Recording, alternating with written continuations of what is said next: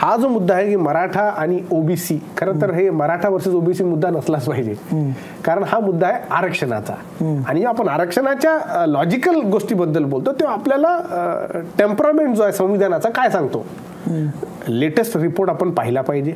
आणि latest रिपोर्टमधून data आपल्याला दिसेल की मराठा समाजातलेही जे मुद्दे आहेत, एकतर देशमुखी करणारे आमच्याकडे भरपूर आहे, एक स्वतःला मराठा म्हणून घेणारे, आणि एक कुणबी ओरिजिनल जी कसणारी जी जात आहे. कुणबी म्हणजे उत्तर भारतात कुर्मी आले, शिवाजी महाराजांची जी कास्ट किंवा संत तुकाराम महाराजांची जी कास्ट म्हणली जाते, ही त्या प्रकारचे आपल्याला वर्गीकरण दिसतं.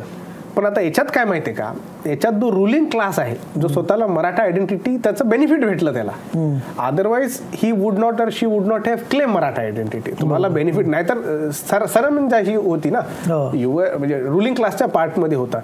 पण मराठा एक कॉमन कॅटेगरी म्हणणं रिडिस्ट्रीब्युशनच्या बाबतीमध्ये हे चुकीचं ठरेल.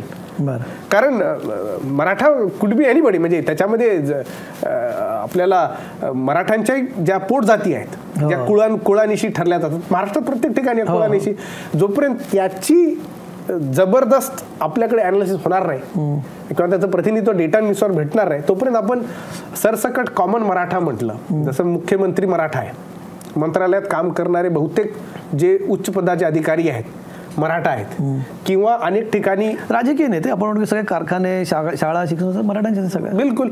आणि याचं आपल्याला शरद पवारांनी मराठा समाजावर केलेलं लय मोठं उपकार आहे, ते कधीच विसरू शकत. म्हणजे ज्या प्रकारे त्यांना त्यांच्या मॉडर्न इकॉनॉमीमध्ये आणण्यासाठी हे कारखाने किंवा शाळा किंवा बाकीचे इकॉनॉमीमध्ये त्यांना आणण्याचा जो हे केलं, हे शरद पवारांनी केलेलं आहे त्यांच्या मुख्यमंत्र्याच्या काळाच्या नंतर. आणि त्याचंच आपण आज आउटपुट एनसीपीच्या रूपाने पाहतो. लोकशाही मराठी ऐका, पहा, जागरूक रहा.